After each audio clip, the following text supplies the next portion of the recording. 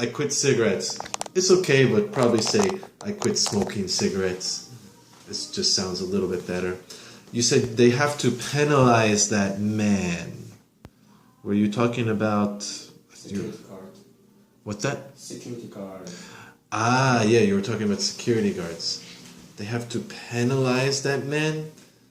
The bank robber coming in. And they have to penalize him? I think you need to use a different verb. Capture, restrain would be a good one. Capture, stop. Penalize is penalty. The security guard, number one, the security guard isn't the one giving the penalty. The one giving the penalty would be the court or the judge.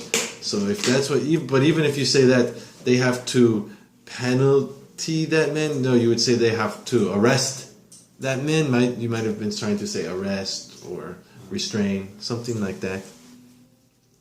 It motivates two men to participate. You probably want to say it. Drop the two. It motivates men.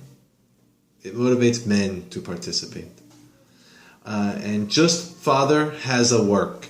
You would change it to just the father works. Has a work. Has a work. Probably just works or has a job. Has a job is okay. Has a work is not okay. And you said if we burden that to the mother. Burden is a noun. It can be used as a verb, but if we burden the mother with that, you could say like that, but probably we just say if we give that burden to the mother is easier and more common to use it as a noun. If we give that burden to the mother, and again, you said she has that overburden. In our vocabulary, overburden was a noun or verb? Okay. But that's why I wrote this down, because I did not mention it in vocabulary. It's much more common to see that word used as an adjective, to be overburdened. To be overburdened. So she has that overburden, just say she is overburdened. It's much more common to see it like that. And then at the end, you said scripture, but I think you want to say script. Scripture is just Bible. Bible scripture. Bible scripture. I cannot think of another example where they use scripture. It's just talking about Bible scripture. Yeah. Script is the plan or the writing, just script. And Ted, you said, I think there are two biggest factors. I think there are two big factors. I think there are two factors. I think this is the biggest factor. Remember, biggest is going to imply there's three or more, actually. But even if there's just two, you could probably say, I think this is the biggest factor. I think these are the two biggest factors. You could say that. Okay. You can't say, I think there are two biggest. They stopped their working at least 4 or 5 months. Drop the word there. They stopped working for at least 4 or 5 months. Okay. They stopped working for at least 4 or 5 months. Birth rate is getting lower. It's fine. It might sound a little bit better if you use falling or decreasing. The birth rate is falling. The birth rate is decreasing. Getting lower is okay. But it sounds a little bit better to say falling or decreasing. You said usually the company doesn't hire another one. It sounds strange the way you say another one. You can simply change one to another employee, another worker, another one. Well, definitely when you say another one, it implies that it's an object and not really a person.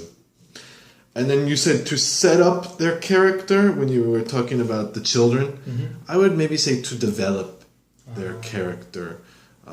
We use the verb develop with the character a lot. To develop, develop probably works best. Set up sounds too much like you're going to set up this computer. You're going to set up some machinery, make it ready. Yeah. Any questions? Yes. I said paralyze. I mean, I'm not said penalize. They have to paralyze? Yeah. Is it okay? No, it also sounds... Grammatically, it's correct, but paralyze really means he cannot move forever. He is paralyzed. It's like his neck is broken. A lot of times we say he is paralyzed from the waist down. He is paralyzed from the neck down. That would be really bad. Paralyze. So if you say they have to paralyze that man, that means they're going to like crush his neck. Restrain. If that sounds like that's the word you wanted to mean. Paralyze. And usually, again, he was paralyzed. There it is used as a verb. He jumped off the cliff and was paralyzed. Usually we use it as like an adjective. He is paralyzed, meaning he cannot move. Usually it's just used like that. He is paralyzed from the waist down. He is paralyzed from the neck down. To restrain him means to stop him from moving, or to... There's probably a synonym for restrain. Any other questions? No.